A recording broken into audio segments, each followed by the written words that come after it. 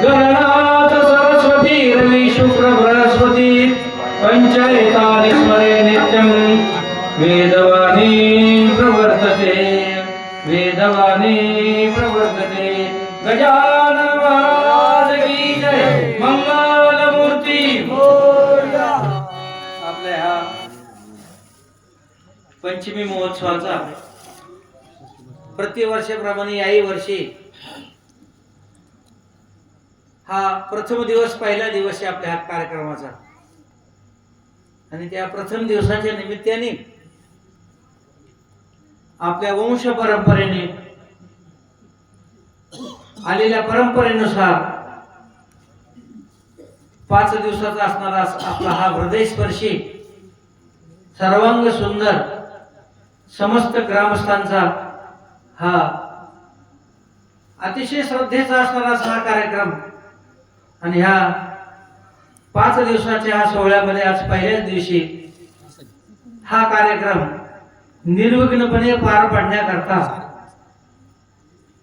आपल्याकडे गणपती पूजनाची परंपरा आहे.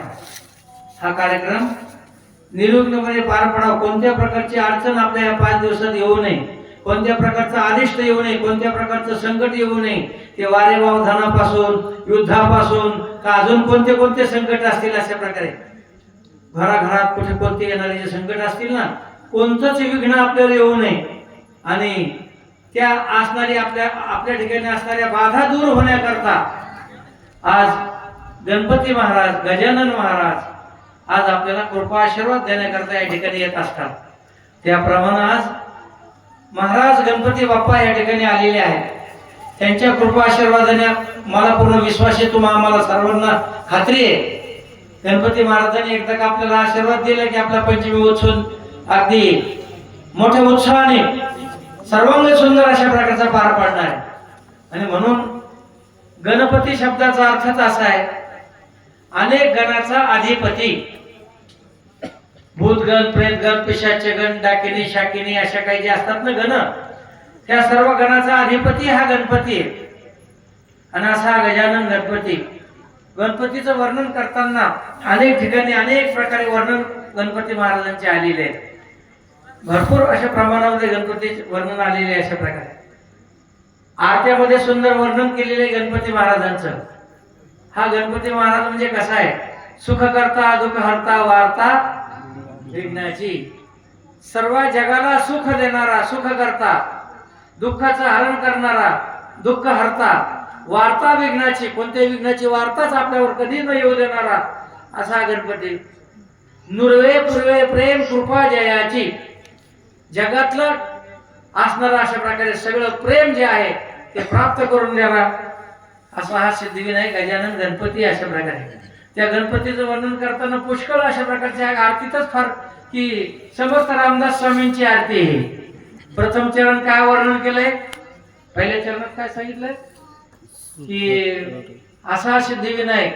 दुसऱ्या चरणात वर्णन केलं लंबोदर पितांबर फणीवर बंधन. अशा प्रकारे मग गणपती महाराजांनी निर्गुण निराकार सिद्धिविनायकांनी गजानन महाराजांनी पण तुमच्या आमच्या करता भक्ता करता जो सगुण साकार झाला गणपती, त्या सगुण रूपाचं वर्णन केले लंबोदर पितांबर फणीवर बंधना.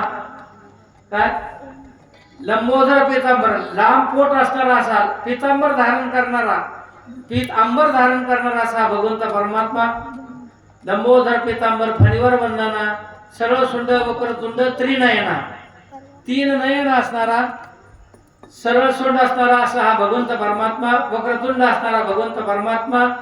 त्या परमात्माच्या रूपाचं वर्णन केलं, ज्याच्या हातामध्ये अशा प्रकारे या ठिकाणी मोदक असले धारण करणारा असा भगवंत परमात्मा, 4 हात असणारा असा भगवंत परमात्मा, सर्वांग सुंदर असणारा भगवंत परमात्मा. त्या परमात्माच्या रूपाचं वर्णन केलेले या ठिकाणी काय.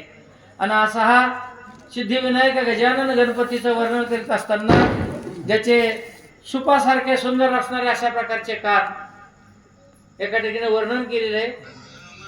ज्यावेळेस महादेव भगवंत परमात्मा ज्यावेळेस आई माया पार्वतीकडे येत असताना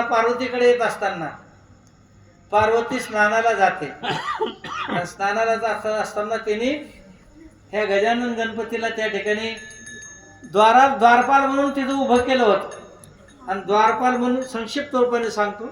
द्वारपाल उभा केला असताना सांगितलं म्हणे, बाळा गजानना गणपती तुम्ही एक करा. ते म्हणे काय, मी आता स्नानाला जाते. पूर्वीच्या काळामध्ये स्नानाला म्हणजे आपल्यासारखे बाथरूम नव्हते आणि आता अटॅच तर नव्हतेच त्या काळामध्ये, संडास बाथरूम वगैरे. पण अशा त्या काळामध्ये पार्वती स्नानाला जात असताना, पार्वती स्नानाला गेलेली आहे. गणपती महाराजाला सांगितलं आतमध्ये कोणालाही येऊ देऊ नको. म्हणे ठीक आहे. आणि भगवंत परमात्मा महादेव त्या ठिकाणी आलेले आहेत, आदिशंकर त्या ठिकाणी आलेले आहेत. आल्यानंतर ते आतमध्ये प्रवेश करतात. तर आता मुलगाच आतमध्ये प्रवेश घेऊ देईना अशा प्रकारे. नाही तुम्हाला प्रवेश नाही म्हणे. म्हणे कसं काय, आईने सांगितलं तुम्हाला प्रवेश नाही, जमणारच नाही तुम्हाला आतमध्ये यायला. अरे बाबा पण मी तुझे वडील आहेत, मला येऊ दे. नाही ते काही जमणारच नाही म्हणे. शेवटी भगवंत परमात्माने सिद्धिविनायकाच्या गजाननाचं त्या ठिकाणी काय केलं, त्यांचं शिरच्छेद केला, डोकंच उडवलं अशा प्रकारे. आणि मग ही बातमी ज्यावेळेस आई माईला कळाली, पार्वतीला कळाली, सतीला कळाली पार्वतीला, त्यावेळेस पार्वती त्या ठिकाणी आल्या.